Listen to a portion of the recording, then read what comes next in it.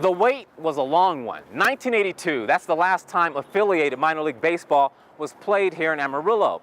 Occasionally, with an independent league team located here, there was talk of minor league baseball eventually making a comeback. The movie Field of Dreams had that classic line in it, and everyone knows it. Build it, and they will come. Well, the voters of Amarillo approved the building of this downtown baseball park known as Hodgetown.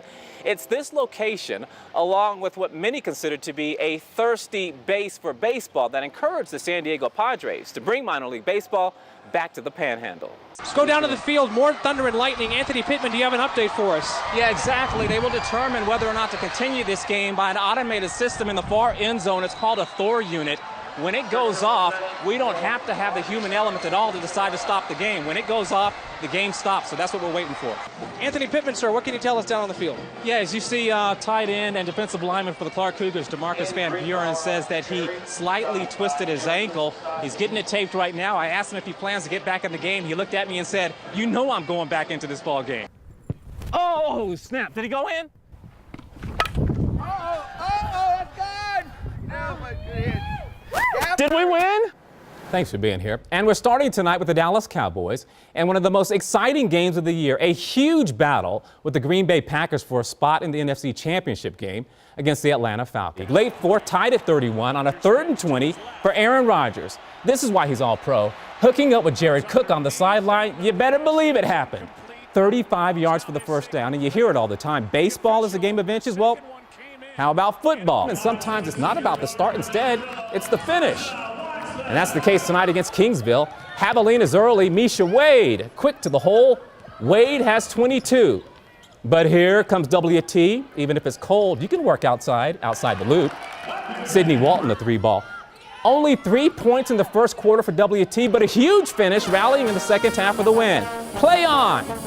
17-point win, 70-53. Back in the 50s and 60s, John McCullough would have been called a pin setter. I don't think I've ever really set pins myself, but if I had to, I'd get down and do it. This one came out of... In 2018, he's a bowling alley mechanic, kind of like an engineer who keeps places like Western Bowl, running as smooth as the lanes here. So if I want to be a part of the team for at least a day, I'd have to be ready and willing. There's just a lot of stuff that goes on behind the scenes, and maybe you'll leave here knowing a little bit more about bowling. That's a lot to do. I can't do it, but I'm going to try. All right, that's what I like to hear. My day with John and the crew at Western Bowl started with the basics, so to speak, just shadowing as John woke up all the lanes and machines to be in place and ready to go before the first of many bowlers walked through the door in less than an hour. As I quickly found out, maintenance, or just a tweak here and there, is more constant than most would realize with so many machines in the building. That's why so much of this day at Western Bowl would be spent walking and learning. Did I mention walking? Plenty of it. From the front to the areas we don't see as bowlers, behind these big machines that keep the games moving and the pins dropping. And for good reason, I had to keep a distance from these backroom behemoths. You see, I barely trust myself around an electric razor. So as John fixed, I just watched and learned. Even Lynn Crabtree thought that was a good idea for a mechanical novice like me. You see, he knows. He's been working here at Western Bowl for almost 50 years, and in the bowling business since Eisenhower was president. I started out here in '59, and I've just worked on the mechanical end of this thing for years and years, and I'm happy here. Enjoy what I do. So if you're not on machine duty, you have to do something, right? I could certainly handle this. A little bit of spray here, a little there, all shoes ready to go.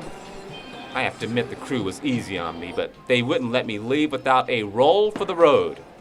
Sometimes even the new guy gets lucky. This happening yesterday at the Boston Marathon. A U.S. Marine with mind over matter to finish that marathon on his hands and knees, crawling across the finish line. Now here's the deal. Micah Herndon started to cramp up badly when he was getting near the finish line. He said he was running a marathon for the first time to honor the Marines who have lost their lives in service to this country. So he had to finish, and he did, at 3 hours, 38 minutes. But of course now, the time, in this case, means nothing. And happening tonight, the Sod Poodles looking for their third win of the season. Game 3 of their series against Midland. First pitch, 7:05. Sod Poodles starting a 4-game series tomorrow against Corpus Christi. And speaking of the good guys, how about this one last night? ABC 7's Nicole Kahn throwing out the first pitch. And this, you know, is never easy. The pressure to get it right is tight. And Nicole said before the game, I hope y'all realize I'm not an athlete. But someone's not telling the truth. She was money. Hello, Hall of Fame. Get a chance to have a ball thrown in your face. Yeah, but that's a lot of people love that. I mean, but this is How did the game go tonight? Got a ball in my face. Perfect, right Oh, there. let's do that again. Hit some music. Cotton candy, sweet and low. Let me see that Tootsie Roll. Most of us think we know the stories of athletic trainers as they work to prevent and care for all athletic injuries, but do we truly understand what they go through? A lot of times I get called water girl or any of that just because people don't understand that there's more to what we do besides running water on and off the field. We always go and talk. As the new school year begins, Mackenzie starts her 4th at Amarillo High School as a student trainer in one of the state's top-rated athletic training districts. The student trainers at Amarillo High and within the district get the opportunity to translate classroom training study into practical application out here. And by all accounts, it's working. You've got to teach these kids that once you make a commitment, you've got to be reliable and you've got to show up for your practice times and your game times, be on time, and because you're taking care of an athlete.